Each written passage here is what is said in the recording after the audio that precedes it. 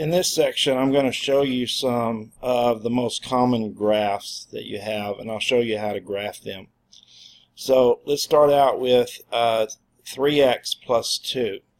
Now, the easiest way to graph a function is just to pick values of x and see what you get for y. So in this function, if we let x be negative 2, 3 times negative 2 is negative 6, plus 2 would be negative 4. If we let x be negative 1, we get 3 times negative 1 is minus 3, and minus 3 plus 2 is negative 1. And if we let x be 0, 3 times 0 plus 2 is 2. If we let x be 1, 3 times 1 plus 2 is 5, and 3 times 2 plus 2 is 8.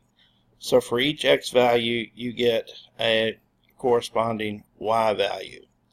So let me show you how we're going to, I'll show you how we can graph this.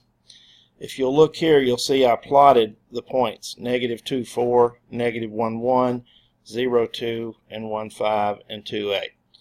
So you can tell that if you just continue plotting points, it appears that these points all fall in a straight line. And that's because we're dealing with the linear function 3x plus 2. Okay? So the graph of that 3x plus 2 would look something like this. The next function I'm going to graph has is just f of x equals 3. So that just means it's a constant function. So no matter what x is, y is going to be 3. So here's negative 2. When x is negative 2, y is 3. When x is negative 1, y is 3. When x is 0, y is 3. When x is 1, y is 3, and so on. So that particular graph would look something like this. It would actually, here's the points that I just labeled. Negative 2, 3, negative 1, 3, 0, 3, 1, 3, and 2, 3. And then so if you just connect the dots, you'll see that you just get this horizontal line. So that's the graph of f of x equals 3. The next function, f of x equals x squared, you can let x be these same x values, and then to get the y value, just square each one. So negative 2 squared is 4, negative 1 squared is 1, 0 squared is 0, 1 squared is 1, and 2 squared is 4. So the corresponding order pairs here that we would get on this one would be these values. Negative 2, 4, negative 1, 1, 0, 0, 1, 1, and 2, 4.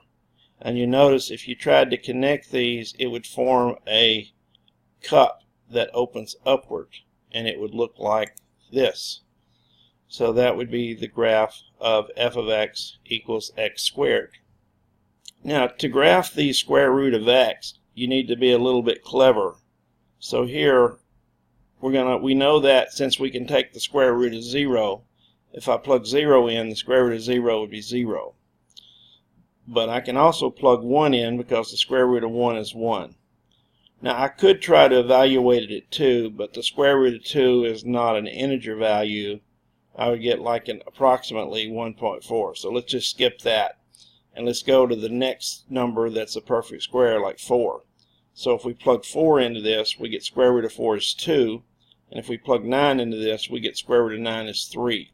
So if we plot those ordered pairs, then what we're going to get then is we're going to get these values. 0, 0, 1, 1, 4, 2, 9, 3.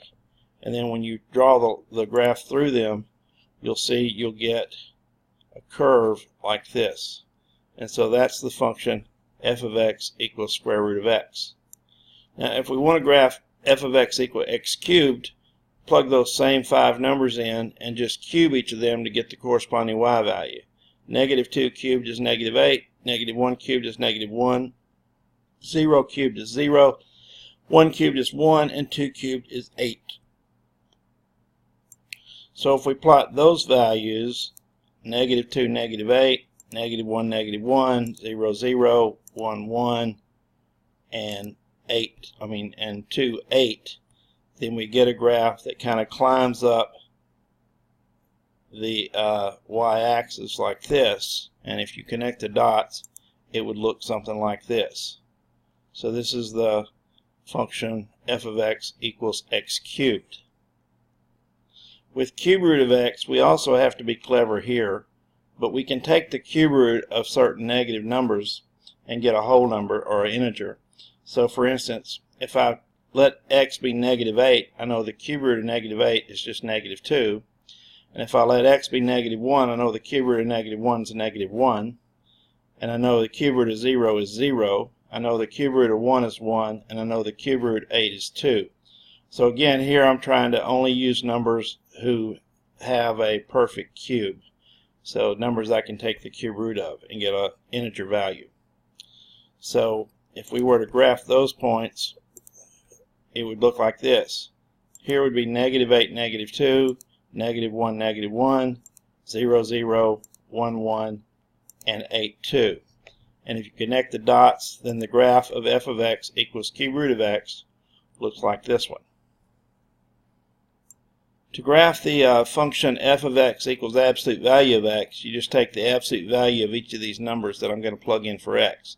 So the absolute value of -2 is 2, the absolute value of -1 is 1, absolute value of 0 is 0, absolute value of 1 is 1, and the absolute value of 2 is 2. So when we graph this, we're going to plot those numbers there. So let's get rid of this. Okay, so if I plot those values, you'll see this point is -2, 2, this point's -1, 1, 0, 0, 1, 1, and 2, 2. And so if you connect the dots, you're going to get a V-shaped graph with its apex at the origin there. So that's the graph of f of x equals the absolute value of x. Next graph I'm going to do, I'm going to graph this reciprocal function 1 over x. And what you're going to find out is if when x is 1, y is 1, when x is 2, y is a half, when x is 3, y is a third, when x is 4, y is a fourth, and so forth. So let's take a look at that particular function. And so here are the dots here. Here is 1, 1, 2, 1 half, when x is 3, y is a third, when x is 4, y is a fourth. And I went ahead and showed you that when x is 10, y is a very small number, 1/10. Now, on the other scale, though, it turns out that if you pick numbers less than 1, like let's say x is a half, then the y would be the reciprocal of a half, which is 2. And if x is a fourth, then y would be the reciprocal of that, which is 4. And so you can see if you connect these dots, you'll get a curve over here in this axis that looks like that. Now you can also evaluate this function at negative values, and if you plug in the appropriate negative values, you'll get another piece of the function over here on this side. So that's the graph of f of x equals 1 over x. Okay, so this function, I won't go to the grid for that. I'll just go ahead and tell you that this is called the identity function, f of x equals x. So whatever x is, y is going to be the same. So if x is -2, y is -2. If x is -1, y is -1. If x is 0, y is 0, and so forth.